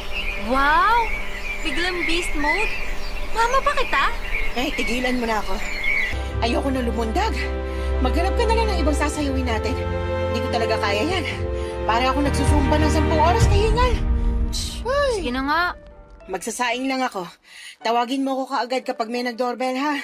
Ay, naku. Umorder na naman online. Sumbong kita kay Papa kapag nag-video call kami sa linggo. Loko ka! Magkakabit ng telepono yung darating mamaya. Kailangang mabantayan para makabitan na tayo ng telepono. Telepono? Telephone? Yung nagre-ring ng malakas? Yes! Bakit pa? Wala naman ang gumagamit ng telephone ngayon. Puro cellphone na lahat. Nandito na kaya sa cellphone natin lahat ng kailangan. Kailangan ko yan para pangtawag sa mga opisina. Lalo sa bangko. At kapag may inaasikaso sa City Hall at sa ibang government offices. Sasayang ka lang ng pambayad dyan, ma. Porque alam mong OFW si Papa, kaya lustay ka, ha? Joke! Tumigil ka nga, Missy. Alam mo bang dahil sa telepono kaya kami nagkakilala ng papa mo? Dahil ba sa telephone, kaya nabuntis kayo ng maaga ni Papa? Hoy, walang ganyan. Meron kaya? Hello, ito ako. Living proof na maaga niyo akong ginawa. Chos. 16 years old kami nung naging jowa kong papa mo, no? Tapos after 2 anniversaries, boom! Lumabas ang bouncing baby girl niyo and that's me! Kahit naman maaga ka namin nagawa at wala sa plano. Naging maayos naman kami sa'yo. Lalo ng papa mo. Joke lang naman yun, ma. Mas sensitive ka pa sa akin, eh ako nga tong Gen Z. Ay, naku. Pag nalaman mo kung paano kami nagkatuluyan ng papa mo, baka makagaya ka na rin sa amin. Pero, hindi ka pwedeng magpabuntis ng maaga, ha? Yun ang huwag mong gayahin. Paano po ba kayo nagsimula? Meron kasi akong song hits dati. Doon ko nakuha ang number ng papa mo. Song hits? Eh, bago pa magkaroon ng internet, siyang kami umaasa sa mga lyrics at chords ng kanta na sumisikat sa radyo, lalo na sa mga mahihilig mag-gitara. Binibili yung mga 15 to 30 pesos. Depende sa mga kanta at kung sino yung nasa cover ng song hits. Parang magazine pero puro kanta ang laman. Kung puro kanta ang laman, bakit nandun ang number ni Papa? Kasali ba sa chords? Sa last page kasi nun, may mga nakaprint na sweet messages sa mga jowa. Tapos yung iba naman, naghahanap ng ka-phone pal. Eh, saktong si Papa mo naghahanap ng ka-phone pal. At Pasado ako sa tipo niya naka-phone pal, kaya tinawagan ko siya. Nak, si Mama. Siya pala talaga nag-first move kay Papa. Ang papa mo kaya ang unang gumawa ng move. Siya itong nagkakanap ng ka-phone pal. Nakita ko, tumawag ako, and we lived happily ever after. Chos! After tawagan ni Mama ang telephone number ni Papa na pinost nito sa song hits ay doon na sila nagsimulang maging magkaibigan. Friends lang daw sila nung simula at noong nagkapalagaya na ng loob ay nauwi na yon sa ligawan. Hindi raw sila kagad nakitang dalawa papadudot at nakontento lamang sila na magkausap sa telepono. Kahit na hindi naman sila malayo sa isa't isa. Meron daw thrill na mafe-feel kapag boses lamang ang naririnig mo sa tao. Nawawala raw yung judgment sa itsura dahil kontento ka na kung nakakausap siya. Kahit na hindi mo pa siya nakikita. Para sa akin ay malabo yun. Ang hirap naman na hindi mo nakikita ang nililigawan o nanliligaw sa'yo.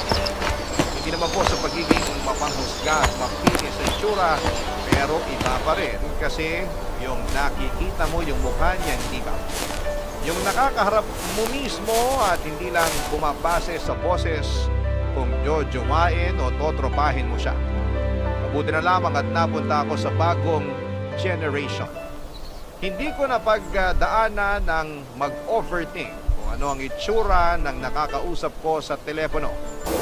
Kaya lang sa generation namin, ang hirap makahanap ng true love. True love na madalas ay natatagpuan sa mga magulang at lolo't lola natin. Bibihira nang makahanap ng ganun. Siguro yung epekto ng makabagong panahon. Doon ako napaisip, paano kung gayahin ko ang love story ng magulang ko nang may pakabit na ang ang telepono namin? Ay sinubukan ko mag-dial ng iba't ibang number. Pero madalas ay wrong number at yung iba naman ay puro masusungit na babae ang sumasagot. Nawalan tuloy ako ng pag-asa, papadudo.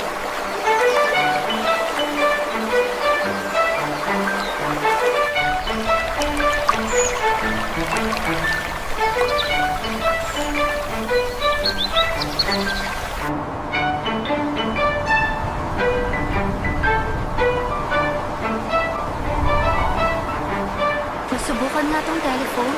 Pakatawag nga.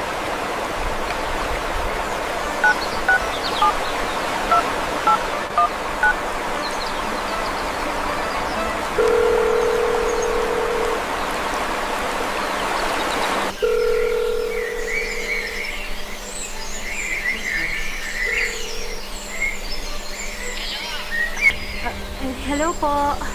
Eh, sino ba May binata po ba kayo dyan? Bakit ang binata rito? Asawahin mo. Getting to know each other muna, Mi. I mean, Lola. Kayo mga kabataan, paghaharot ang inuuna. Walang binata rito. Isa lang ang anak mo. 50 anyos na at pamilyado. May apo kayong binata. Mga 20 years old hanggang 25 po. Single and ready to mingle?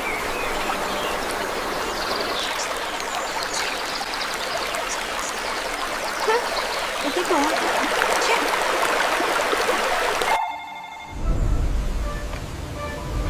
Hello? Hello? Andyan po si Michael? Michael? Opo, pakisabi naman si Sweet. Iyak sana ng tulong niya. Kailangan ko na kasi ng pera. Nako, Sane. Kailangan ko rin ng pera. Pwede ba siyang makausap? Gusto ko sana makausap kayo para makasingil ka na. Kaya lang, wrong number ka eh. Sorry. Ito kasi yung binigay niyang number. Wala pa siyang cellphone number? Mas madali mo siya makakausap doon. Nawala raw kasi yung cellphone niya. Kaya telephone number niya yung binigay sa akin. Parang ganyan naman lagi pag tumatakas sa utang, no?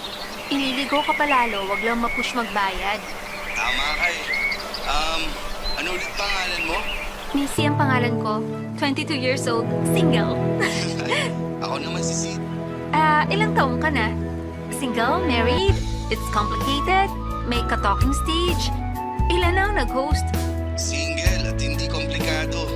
Wala pang nag-host at mas lalong walang balak gawin. Ka-talking stage. Parang sa ngayon, ikaw pa lang tong babaeng nakakatok ko. Uy, ano ba yan, kuya? Landi na agad, wrong number ka naman. Hindi ako naglalandi. Sinasabayan ko lang trip mo. Ayos yan, gusto ko yan. 5-star review ko sa akin. Kumusta ka naman? Okay lang ba makipagkwentuhan muna sa'yo? Pangtanggal lang ng inis dun sa nangutang sa akin. Walang problema, hindi naman ako busy eh. Tsaka naghahanap talaga ako ng ka-phone pal. Phone pal? Meron pa rin bang ganun ngayon? Parang maling henerasyon ka. Gusto ko kasi maranasan yung old school. Harut-harutan sa landline. Ah, gusto mo ng kaarutan? Hindi naman kaharutan lang, phone pal. Yung makakausap ko talaga ng maayos at mapagsasabihan ko ng mga nangyari sa akin at mga sikreto kapag medyo deep na yung friendship or relationship, gets? Gets ko naman. Nakakakuha ka naman. Hindi lahat ng Gen Z gusto ng ganito ah. Gusto nila, laging nakaka-video call yung crush nila. Ibahin mo ko. Gusto ko mysterious. Pwede ka ba sa ganito? G ako dyan. Nakakunwari ko na sa Fernandez na yun. Ang saya nito eh. Hindi ko inaasahan na noong mga oras na yun ay makikilala ko si Dexter. Wala pa akong masyadong tinatanong sa kanya sa first talk namin. Gusto ko kasi na habang tumatagal ay doon ko siya makilala. Yun kasi ang nakwento ni Mama sa akin. Hindi minadali ng parents ko ang pagkakakilala nila. Hindi katulad sa panahon ngayon na kasing bilis na ng pagbabago ng technology ang ligawan. Kaya mabilis ding natatapos dahil hindi pa nila nakikilala ng maayos ang mga nakakaligawan nila. Kaya sinabi ko sa sarili ko na I'll take it slow. Kasing slow nang simula ng love story ng parents ko. Mabagal man pero may pinuntahan. Hindi ko sinasabing jojowain ko na kagad si Dexter ha, Papa Dudut. Gusto ko lang noon na ma-experience yung na-experience ng magulang ko sa paggamit ng telepono. Kung mag-workout man kami ni Dexter, edi masaya. Kung hindi, edi tatanggapin ko na lamang na hindi ako para sa telepono. Para ako sa cellphone at para ako sa social media. Naaliw ako makipagkwentuhan kay Dexter, Papa Dudut. Matalino siya at marami akong natutunan sa kanya. Napapatawa niya rin ako. Nagustuhan ko rin ang voice niya dahil parang tunog opa. Malamyos ang tunog, heartthrob, parang DJ sa radyo ang boses niya. Nakakaaliw at nakakaadik. Tumagal siguro ng halos 2 oras ang pag-uusap namin. Hindi pa sana yon matatapos kung hindi biglang nag-doorbell si Mama para sunduin ko siya sa gate. Namalengke kasi siya. Nabitin tuloy ako sa usapan. Nakakainis pa ay hindi ko nakuha ang number ni Dexter dahil naibaba ko na kagad ang telepono. Kaya naman nung gabi nagdasala ko na sana itawagan akong muli ni Dexter. Humingi po ako ng sign. Kapag tumawag siya ulit, trip niya ako. Kung hindi naman, edi thank you. Next na lang siguro. Ganon dapat ang atake sa life. Move on kagad kung hindi mag-work, hindi ba? Pero sana ito maawag pa rin siya, Papa Dudut. Barangay Love Stories. Barangay Love Stories. Mula nang nakausap ko si Dexter ay lagi ko nang binabantayan ang telepono namin. Panay ang hiling ko at dasal ko na sana'y tawagan niya ako ulit. Pagkatapos ng klase, nagmamadali na akong umuwi ng bahay para makatambay na sa pwesto ng telepono namin. Nakahanda na rin ang merienda ko habang naghihintay sa tawag ni Dexter. Napansin ng mga kaklase at friends ko ang pagmamadali ko lagi na makauwi sa bahay. Nagtatampo na yung friends ko kasi hindi ko na sila nakakasama sa pagsasayaw o pagpatol sa mga trending na sayaw o kanta. Dati kasi ako lagi ang leader nila sa paghahanap ng mga trending. Sa akin nakatoka yun. Pero mula nung nakausap ko na si Dexter ay hindi ko na yon ginawang priority. Priority ko nang makauwi lang ng maaga after ng class at saka magabang ng tawag niya.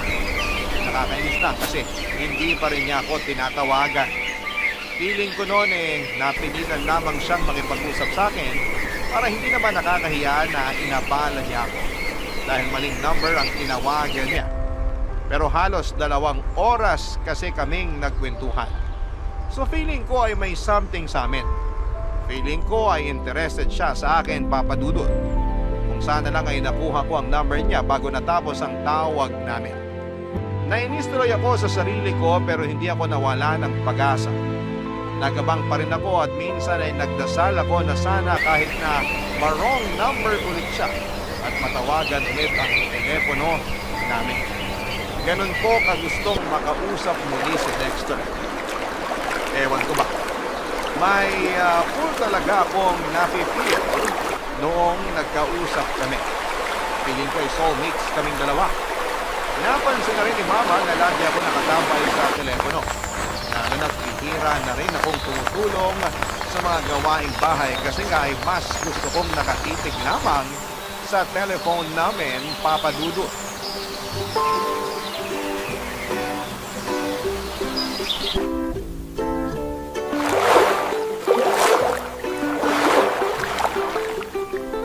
Oh, akala ko ba maling desisyon na nagpakabit ako ng telepono, ha?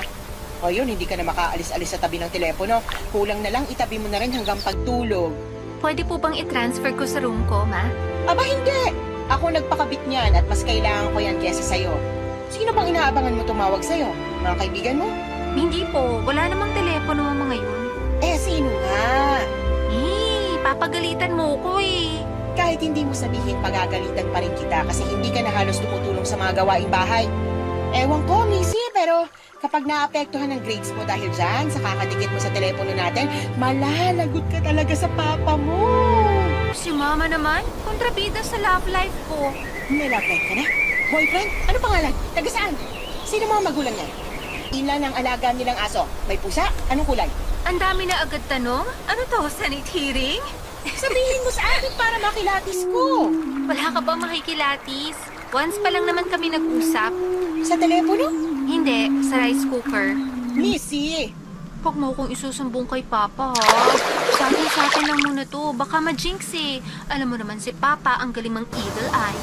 Sabihin mo na bago ako mamalengke. Kasi may na-wrong number nung nakaraan. Sid ang pangalan, 25 years old. Pogi yung boses. Yung itsura. Hindi ko pa masabi. Hindi ko pa kasi siya nami-meet. Once lang kami nakapag-usap nung na-wrong number siya. Halos 2 hours kami nag-usap, Ma. May kilig? Konti. Feeling ko, magiging magandang love story namin. Isang beses mo pa nga lang nakausap. Tapos hindi na umulit. Anong love story yung pinagsasabi mo dyan? Si Mama naman. Mas malakas ka pala mang evil eye kesa kay Papa eh. Pag-inggit, pikit. Bakit naman ako maiinggit sa'yo? Eh, kontento na ako sa love story namin ng papa mo.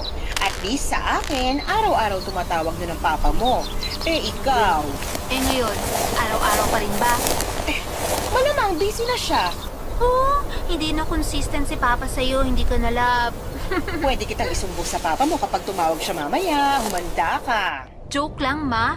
Ikaw nga tong naunang mga asar dyan eh, tapos ikaw din pala yung unang mapipikon. Hindi ako nangaasar, no?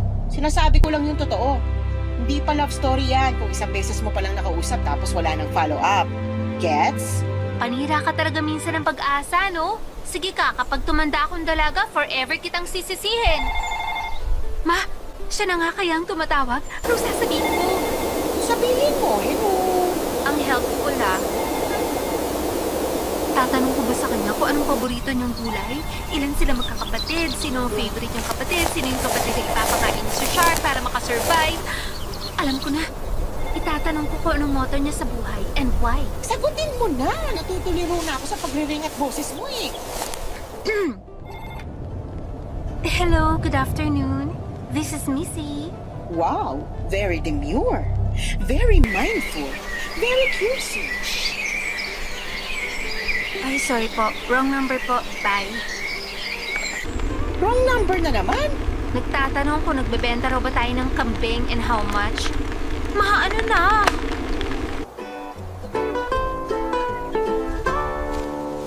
Napatawa na lang si Mama sa na-experience ko, Papa Dudut. Kahit ako ay gusto ko na ring matawa noon. Bakit pa kasi ako umaasa noon na tatawag muli si Dexter? Bakit ba ako umaasa na mauwi sa nakakakilig na love story ang nangyayari sa amin? Isang beses lang naman kami nagkausap. Masyado pang maaga para umasa. Napansin ni Mama na nalungkot ako kaya tinigil na rin niya ang pagbibiro. Inaya niya akong lumabas para bumili ng ice cream. Kahit na wala akong gana noon ay sumunod pa rin ako. Gusto ko lang makalayo kahit ilang minuto lang sa telepono namin. Marami ako nasayang na effort at time sa kakahintay sa tawag ni Dexter. Ayaw ko nang magsayang pangmuli. Charge to experience na lang, sabi nga ng nabasa ko post ng isang sikat na vlogger na pinapollow ko. Baka naman may susunod pa rin sa akin, Papa Dudut. Naisip ko na nagdedelu ako. Baka meron pang isang marong number at yun na ang forever ko. Sa mga sumunod na araw ay hindi na ako umasa pa sa tawag ni Dexter. Hindi na rin ako nagbantay sa telepono. Nagbalik loob na ako sa pagsasayaw at pagkanta ng mga trending sa social media. Kahit papaano ay nakalimutan ko na nga si Dexter. Hanggang isang hapon, pagka-uwi ko ay may inabot na papel si Mama sa akin. Sa pagtingin ko ay number yun ni Dexter. Ang akala ko ay pinaprank lang ako ni Mama. Pero sinabi niyang tumawag si Dexter at hinahanap daw ako. At binigay na lang nito ang number niya para tawagan ko siya kapag nakauwi na ako from school. Abot hanggang sa rings ng Saturn ang kilig ko. Hindi pa man din ako nakakapagpalit ng lapitan ko ng telepono namin para tawagan ang number ni Dexter. Si Mama naman, para mabigyan ako ng privacy, pumunta muna para makipagmaritasan sa kapitbahay namin. Nakatatlong ring ang telepono nila Dexter bago niya yon sinagot. Umabog ng malakas ang dibdib ko. Kakaibang kilig yun, Papa Dudut.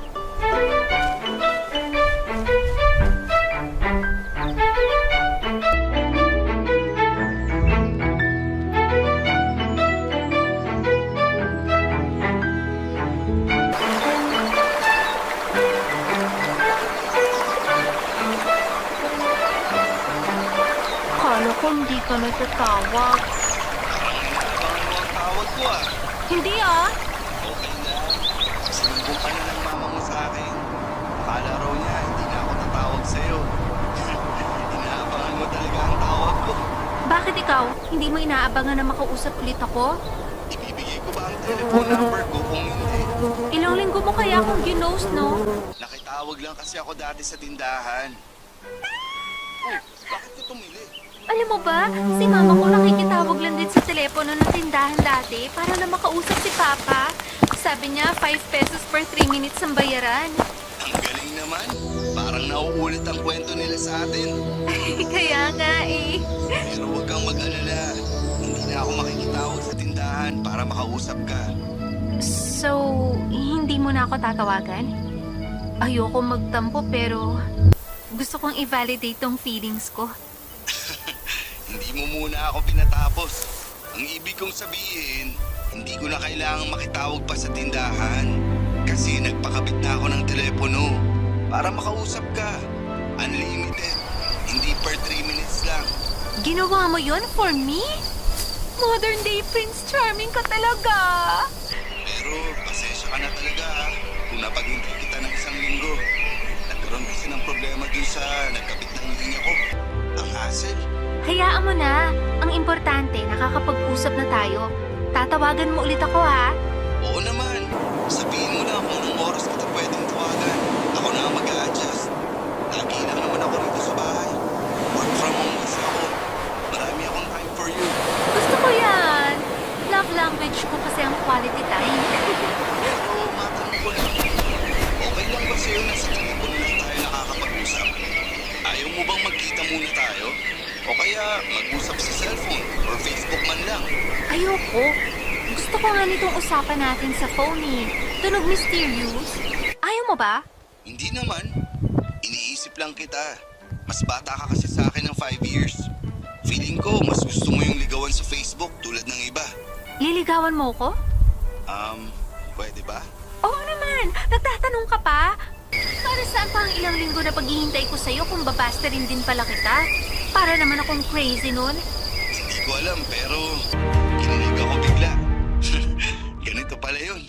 Ang sarap sa pakiramdam. Parang may nangingiliti ng lungs ko. Ay, hindi ka pa ba nakaka-experience ng kilig? Wawa naman. Busy kasi sa trabaho at sa parents ko. Parang wala akong time para makaramdam ng kilig. Hayaan mo, bigyan mo lang ako ng time at ako nang bahala magpakilig sa'yo. Deal? Deal. Kumain ka na po.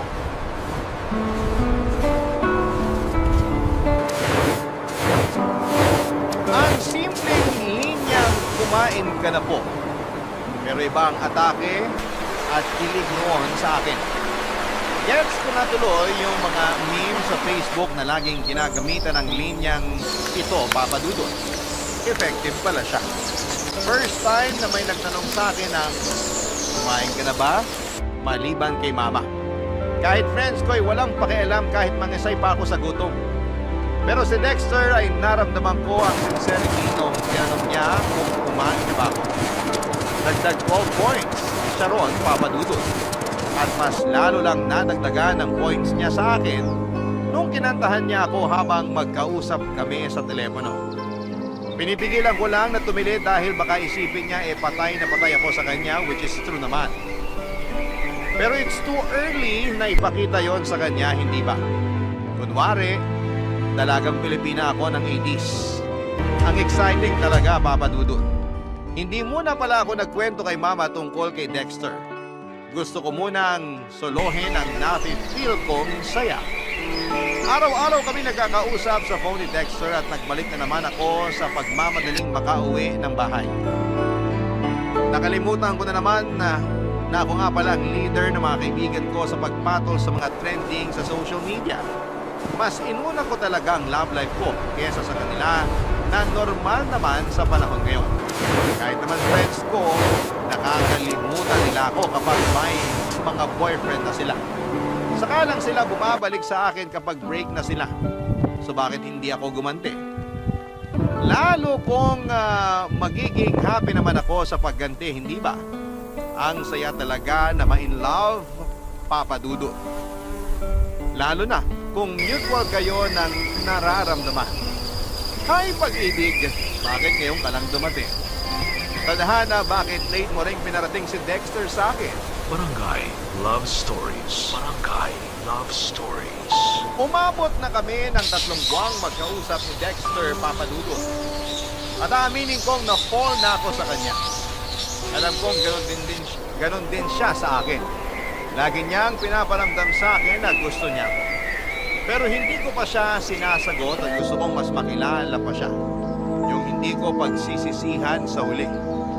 Ayokong magmadali na sagutin siya kahit na excited na ako sa part na magiging official na kami dalawa. Sinabi ko na papaabutin ko ng 6 months ang ligawan namin at doon ko siya sasagutin. Bali, pinabantayan ko pa rin kasi noon kung may ilalabas siyang red flags. Pero so far naman ay green flag siya all the way. Hindi pa rin kami nagkikitang dalawa, Papa Dudut. Nag-decide kami na kapag sinagot ko na siya ay doon na naman kami magkikitang dalawa. Pinaghahandaan ko rin kasi yon. Medyo nagkalaman ako the past few months dahil habang magkausap kami sa telepono ni Dexter ay panayang lanta ko ng mga pagkain. Na-enjoy kong mag-food trip kapag kausap siya. Ganon din siya. Napansin nga yun ni Mama, sabi niya ay normal daw yon kapag nai-in-love sa isa't isa. Nakaka-enjoy daw kumain na magkasama. Napangiti ako kasi ganun yung... Kaya kapag nagkita na kami, hindi ba, ay maaaring pareho kaming chubby. Mararanasan ko na rin yung food trip ng magkarelasyon na magkasama na kami. Excited na akong dumating ang araw na yon. Pero willing to wait pa rin naman ako para sa ikakatibay ng relasyon namin. Pinayuhan ako ni Mama na hindi ko kailangang magmadali lalo't pareho pa na nafe-feel ko. Paano na lang kaming mga bata? Tama naman siya. Saka syempre ayokong sumugal kaagad lalo't pwedeng si Dexter ang maging first boyfriend and first love ko.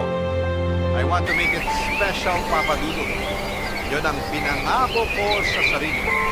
Kaya kahit medyo atat nang ma-experience ang full package, ng loving relationship ay pinili ko pa rin na magtimpe, Papa Dudut.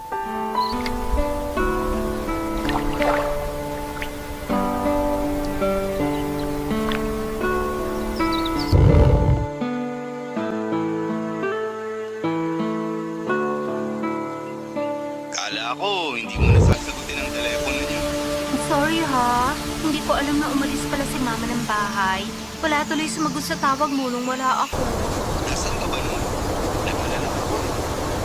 Baka ako, nakapunta ka na ng kupasukan at nakalimutan mo na ako. Che, may pinag-usapan pa kasi kami para sa thesis namin ng mga classmate ko. Medyo natagalan kasi may mga binackstab pa. Mas inuna mo pa ang pagbabackstab kaysa sa akin. Huwag ka na magtampo, baby ko. Baby mo ako? Shh, kainis to. Nabigla lang ako. Kiss, babawiin ko. Saka na kita tatawagin, baby, kapag sinagot na kita. When kaya? Sorry, excited. Excited na rin naman ako. Kaya lang, wait pa tayo ng konti. Darating din tayo dyan. Alam ko naman. Kaya lang, gusto ko na talagang makadate ka. Masolo kita. Kung magde-date na tayo, ano bang plano mo? Marami na ako na plano. Pero yung gusto ko, ipasyal ka sa mga museum sa Maynila. Ipapakita ko sa'yo na walang kahit na anong sining ang papantay sa kagandahan mo. Nax, mukhang pinaghandaan mo yung pambobola mo na yan, ah. 2 weeks kong inanda yan. Purihin mo naman. Pwede na rin. Tsaka ano pa? Tapos, maglalakad tayo sa Fort Santiago. Magbabaon ako ng kape natin. Ako mismo ang magtitimpla. May pinili na nga akong mga thermal flask para sa ating dalawa. Isang black at isang pink. Yung black sa'yo, kasi yun ang paborito mong kulay. At yung pink naman sa akin, kasi yun ang gusto ko. Gusto ko yan. Ipagtimpla mo ako ng kape. Mas gusto ko yan kesa sa mga nabibili sa mga shallow na coffee shop. Tapos, ikaw nang bahala sa biskwit, ha? Kung papayag ka nga, magluluto sana ako ng adobong manok. Tapos lalagyan ko ng maraming itlog pugo at sili. Picnic tayo. Gusto ko yan, ha? Biskwit at adobong manghang. Damihan mo ang siling na buyo. Paborito ko yun. Ikaw pa ba? Malakas ka sa akin eh. Tapos sa gabi, maglalakad tayo sa Jones Bridge. Sa gabi, para tayong nasa Hong Kong o Paris. Hindi pa ako nakapunta doon. Sige, puntahan natin. Bili ka ng chocolates at pulburon ha, para habang naglalakad, may makakain tayo. Hindi mo na kailangan sabihin yan. Bibili talaga ako. Lagi mo kayo sinasabi na paborito mo ang chocolates at pulburon. Lalo yung may kahalong durog na mali. Ay, pero magsimba pala muna tayo. Okay lang ba sa'yo? Mukha na ba akong demonyo? Bakit tanungin mo kung okay lang sa akin na magsimba? Baka lang kasi hindi mo na isali sa itinerary ng date natin.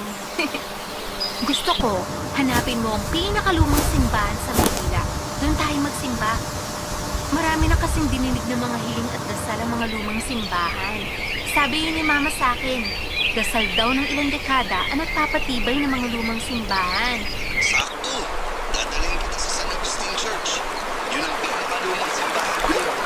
Alam mo ba na yun lang ang simbahan na nakaligtas sa mga matitinding pagbomba ng World War II? Wow! Hindi ko alam yan ah. Kakainis ka. Uy, bakit naman nakakainis ako? Kaya ang daling ma-fall sa'yo eh, kasi ang talino mo. Kahit hindi pa kita nakikita, alam kong ikaw na talaga. Ha? Mukha ko ng utak mo, boy. Ako na ang dawan para sa'yo. Masama lang ang loob ko kasi hindi na ako makapaghintay na makita ka. Pero alam kong kailangan ko pa maghintay. Totoo ang sinabi ko kay Dexter, kaya mabilis din akong nahulog sa kanya dahil sa katalinuhan nito. Hindi kasi ako masyadong matalino. Talented ako sa pagsayaw at pagkanta pero aminadong nabibitin ng grades madalas sa school. Pero dahil kay Dexter ay natulungan niya akong makapasa sa mga subjects ko sa eskwelahan. Maski sa thesis ko ay tinulungan din niya ako. Matalino talaga siya. Lagi ko nga yung piniflex kay Mama. Boto na nga rin si Mama sa kanya, lalo na noong nag-share sila sa isa't isa ng mga trivias tungkol sa Pilipinas. Nakwento ko na rin siya kay Papa pero hindi pa sila nagkakausap na dalawa. Pero binigay naman ni Papa ang blessing niya sa amin na kung sakali mang magiging kaming dalawa ay papayagan niya. Nakita kasi ng parents ko na umayos ang grades ko mula nang nakilala ko na si Dexter. Akala nila inspired lang ako mag-aral dahil kay Dexter pero ang hindi nila alam. Si Dexter ang nagiging tutor ko at minsan ay siya na ang gumagawa ng mga assignments ko. Walang araw na dumaan na hindi ko naiisip si Dexter. Naging part na rin siya ng routine ko at hindi kumpleto ang araw ko kapag hindi nagre-ring ang telepono at siya ang napapakinggan kong nag-hello. Ganon na ako ka-in love sa kanya, Papa Dudut. Patuloy pa rin ang efforts niya sa akin at lagi siyang nagpapadala ng pulburon sa akin weekly at may kasama pa yung isang pink na rosas. Ano ba bang hihilingin ko sa first love and first boyfriend ko kung sakali? Kahit na hindi kami magkatuluyan, sa huli ay sigurado ako na isa ito sa mga kilig story ko pagtanda. Hindi ko na nga mahintay pa na umabot ng 6 months bago ko siya sagutin. Sinabi ko na sa kanya na gusto ko nang magkita kami. Bala ko kasi noon na sagutin siya in person para makita ko kung gaano siya kasaya na napasagot na niya ako. Tinawagan ko siya isang gabi nang hindi pa ako makatulog. Nagulat nga siya dahil siya lagi ang unang tumatawag sa aming dalawa, Papa Dudut.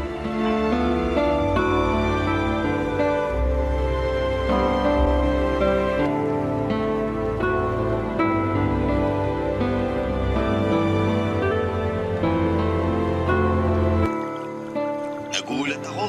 Bakit bigla kang tumawag? Ayaw mo ba? Gusto ko, siyempre. Kung hindi nga ako makakaistorbo sa pag-aaral mo hindi ko natitigilan ang pagtawag sa'yo. Naisip lang kasi kita. Na-miss. Sakto nga kanina bago ka tumawag. Iniisip din kita. Namiss din kita. Kanina ko pa nga ini-imagine ang totoong itsura mo eh. Sana naman. Hindi ako dehado sa imagination mo, ha? Naku, hindi ah. Ikaw nga itong pinakagwapong lalaki na na-imagine ko. Huwag mo naman masyadong taas sa itsura ko, ha? Baka hindi ko naman mabuhat yan. Kasalanan mo naman kasi. Sobrang green flag ka. Puro magaganda lagi nakikita ko sa'yo. Paano kung may pangit mo makita sa akin? Bakit? Pangit ka ba? Hindi ako pangit. Hindi mo na itatanong, pero sabi nila, malaki ang hawig ko kay ikaw ko. Sayang. Bakit sayang? Hindi ko kasi kamukha si Barbie Fortesa. Match na sana tayo. Kahit makakapangtalampakan at hiningi ni Barbie Fortesa, para sa akin, ikaw pa rin ang pinakamaganda. Walang karano. Kahit sino. Tingnan mo na. Kaya ang taas ng expectations ko sa'yo eh, dahil dyan sa paglalandi mo sa akin. Ay, naku. Out na ba ako sa pagdating sa'yo? Wag! Dapat nga sobrahan mo pa. Kasi Kasi ano, malapit na kitang sagutin. wala pang 6 months na. Ayaw mo ba? Gusto ko siyempre. Pumato ka lang sa atin lagi. Magkita tayo bukas? Sunduin mo ako sa school? Ano hindi ako pwede bukas.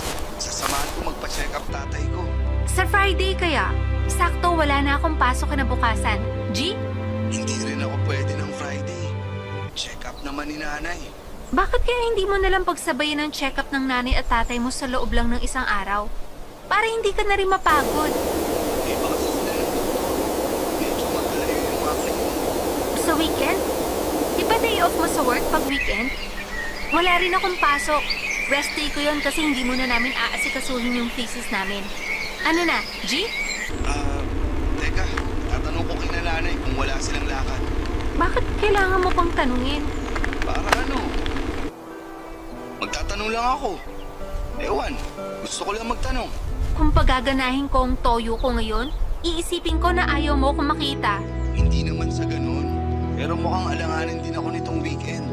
Sige, ikaw na lang magsabi sa akin kung kailan ka free. Ako na lang ang mag-a-adjust. Siguro morning ng Tuesday. Teka, may klase ako ng Tuesday morning eh. Diba sinend ko naman sa'yo yung schedule ng mga klase ko? Oo nga pala. Nako, Tuesday morning na ako pwede. Paano kaya to? Ano ba nangyayari, Sid? Okay pa ba tayo? Ala, oo naman. Eh, bakit parang iniiwasan mo makipagkita sa akin? Hindi ka naman pangit. Sabi mo nga kamukha mo si David Licauco. Wala ka ng problema sa itsura para ma-conscious. So, ano na? Conscious ako sa isang bagay. Sabihin mo kung ano. Handa akong palakasin ng loob mo tulad ng ginagawa mo sa akin kapag nai-insecure ako sa mataba kong pisngi at hita. Sabihin mo na. Easy.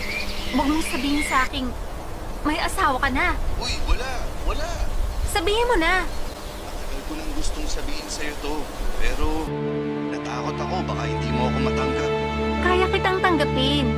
Kahit hindi mo pa nga kamukha si David Licauco, tatanggapin pa rin kita. Sigurado ka? Kahit ano sabihin ko sa'yo, tatanggapin mo? Oo, kasi mahal kita. 40 years old na ako. Wala ayos. Ito na tayo.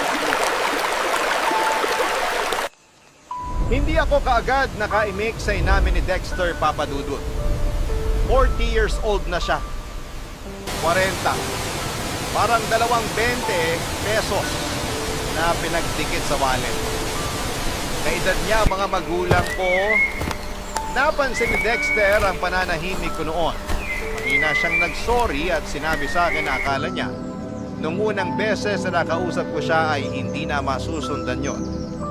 Kaya nagsinungaling siya sa akin at sinabing 25 years old na siya. Kaya lang daw hindi niya napigilan na magkaroon ng interes sa akin dahil napapatawa ko raw siya.